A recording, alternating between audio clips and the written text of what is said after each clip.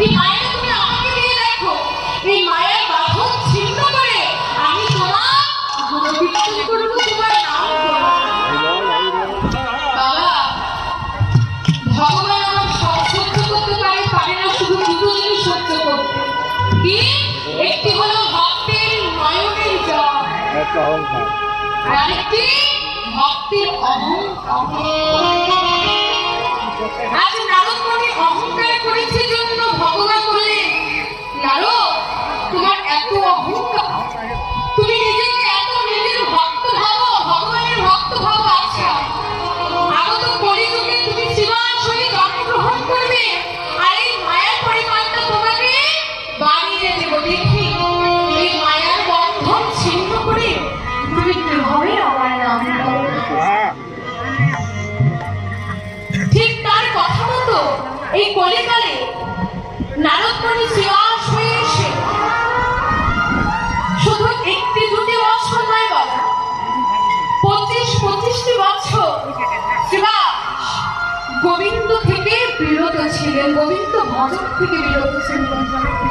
শুধু তাই না, সে এমন হয়েছিলেন কোন ভক্তকে দেখলে তার সহ্য হতো না, তাকে ধরে এমন কটাক্ষ বকাবকি করতো, এমন কটাক্ষ বাণী দ্বারা নিবেদন করতো যে ভক্ত তাকে দেখে দূরের রাস্তা দিয়ে যেত।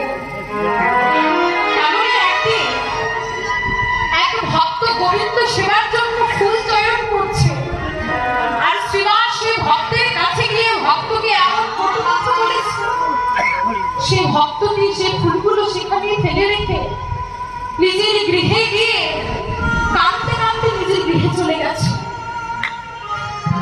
ভগবান আমার প্রধান্বিত হয়ে বলছে,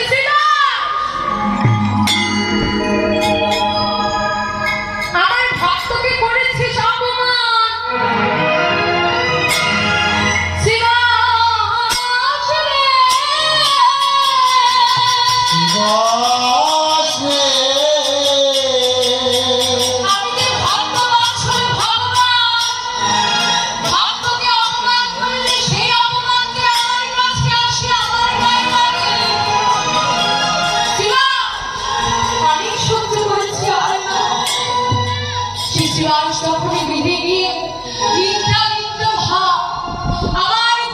গোবিন্দ এক রুদ্রমূর্তি ধারণ করে শিবাসের স্বপ্নাদেশে আসে, বলছে আমার ভক্তকে করেছিস অপমান, আমি তোকে অভিশাপ দিচ্ছি, আজ থেকে 7 দিনের মধ্যে তোর মৃত্যু হবে।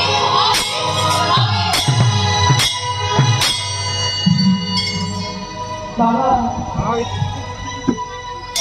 কোন ব্যক্তি যতই অপরাধ করুক, অন্যায় করুক, যার ভিতরে একবার মৃত্যু ভয়ে ঢুকে যায়, যার ভিতরে একবার মৃত্যু কি জিনিস এই বিষয়টি ঢুকে যায়, সে আর অন্যায় কাজে লিপ্ত হতে পারে না। সেই শ্রীবাস কি করলেন জানেন? সে যখন তার সকল ভুলগুলো বুঝতে পারল, পরের দিন নিশীথ প্রভাত হতে না হতে শিবাস ছুটে গেল সেই ভক্তের কাছে, ছুটে গিয়ে তার চরণ ধরে বলছে, ভক্ত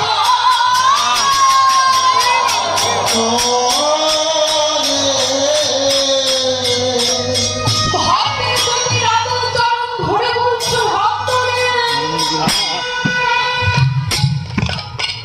তুমি তো ভগবানের কাছের মানুষ, গতকালকে তোমাকে অপমান করার পর থেকে আমার ভিতরে জানি না এমন কি কাজ করছে, আমার মনে হচ্ছে আমি জগতের সকল কিছুকে ধোঁয়াশা দেখছি। তোমার ওই রাতুল চরণে একটাই মিনতি, ভক্ত হে সারা জীবনে গোবিন্দ কি জিনিস, হরি নাম কি জিনিস, হরি নামের মাহাত্ম্য কি জিনিস, হরি নামে অশ্রু বর্ষণ করলে কি হয়। একবার হা কৃষ্ণ প্রাণ কৃষ্ণ বলে কাঁদলে হৃদয়ের জ্বালা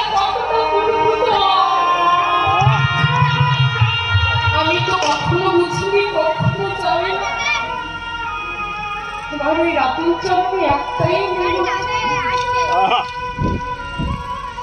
জীবনে কৃষ্ণ কি জিনিস তা তো বুঝিনি, তুমি তো কৃষ্ণের কাছের মানুষ, তুমি তো প্রত্যহ গোবিন্দ সেবা করো, গোবিন্দের কাছের মানুষ। আমার মতো অধমের কথা বুঝি গোবিন্দ,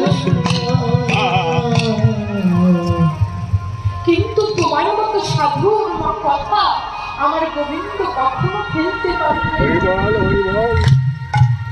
ভক্ত হে, তোমার ওই রাতুল চরণে একটাই মিনতি, তুমি একটু তোমার গোবিন্দকে গিয়ে বলবে আমার গোবিন্দ চরণ চাই না,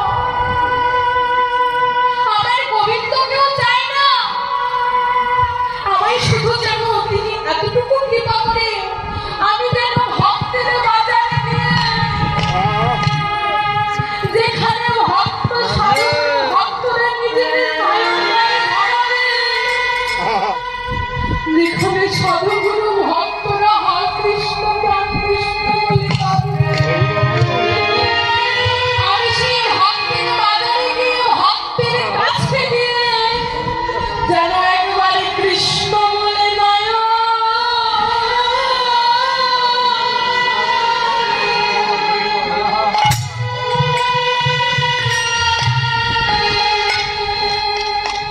নয়ন বাড়ি ঝরতে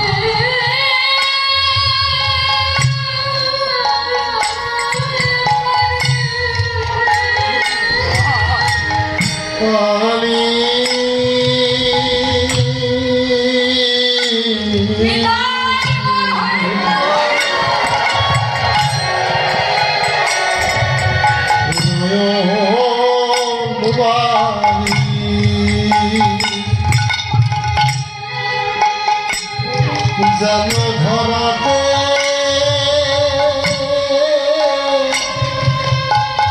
পারি।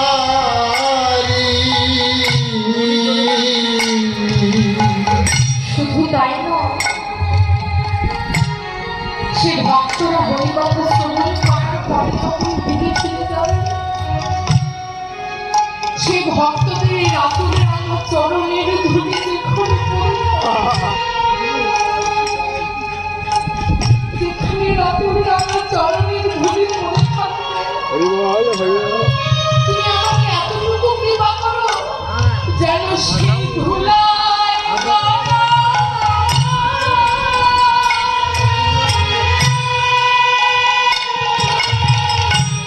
গড়ে দিতে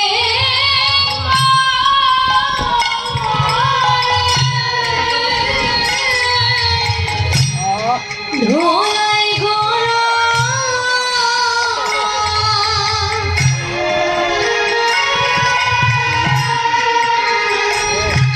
গোড়া গড়ি দিতে পারে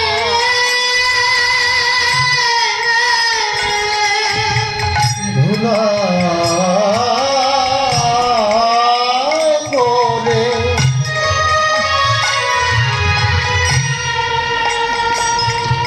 জনগরা গরি আমি দিতে পারি। জানার কদিন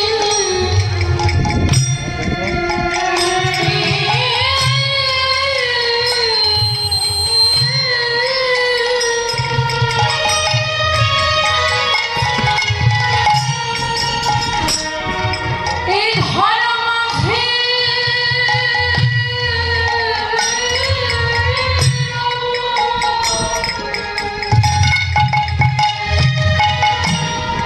ভক্তদের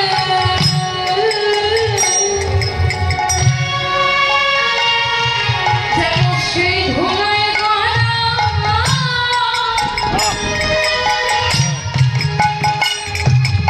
করে দিতে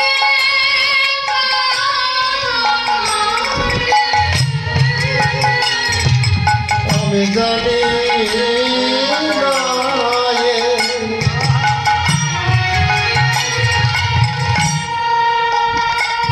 সেদিন পাবো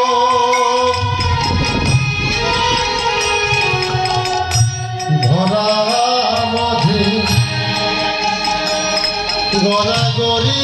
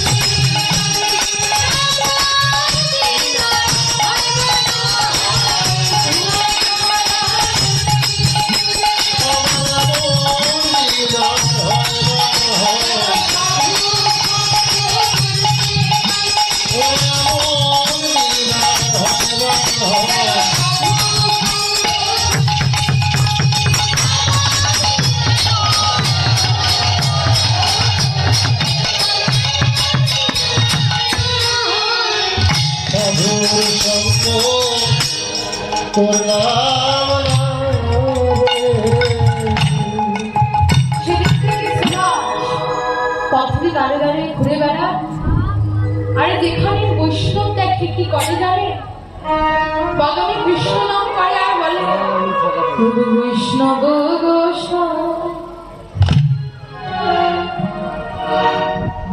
আমরে